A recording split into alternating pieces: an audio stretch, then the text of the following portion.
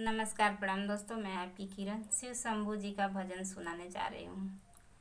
हाथ में त्रिशूल गरवा, हाथ में त्रिशूल गरवा, नागवा के हार रूपवा मनवा मोहत बा, रूपवा मनवा मोहत बा।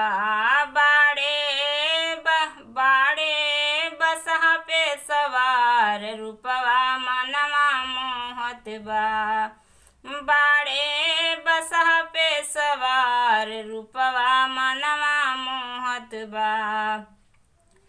एक हाथ डमरू दूजे त्रिशूलिया, एक हाथ डमरू दूजे त्रिशूलिया। भगतन के गुजत बाटे भारी जय करिया, भगतन के गुजत बाटे भारी जय करिया। चंद के मुकुटवा शोभे भोले के कपार रूपवा मनवा मोहत बा, बाड़े बसहा पर सवार रूपवा मनवा मोहत बा, बाड़े बसहा पर सवार रूपवा मनवा मोहत बा।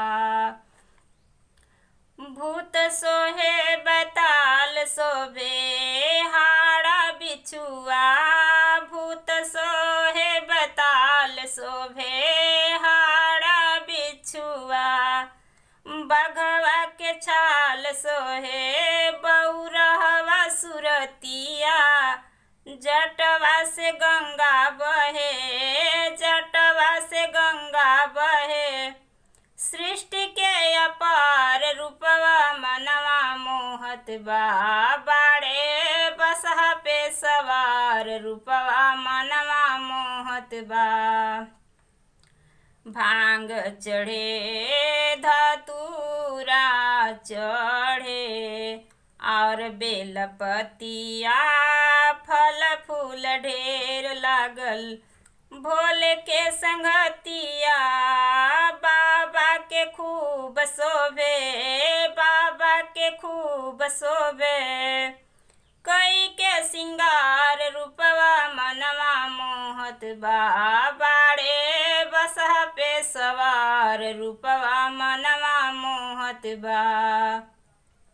हाथ में त्रिशूल गरवा, हाथ में त्रिशूल गरवा, नागवा के हार रूपवा मनवा मोहत बा, बाड़े बसहा पे सवार रूपवा मनवा मोहत बा, बाड़े बसहा पे सवार रूपवा मनवा मोहत बा।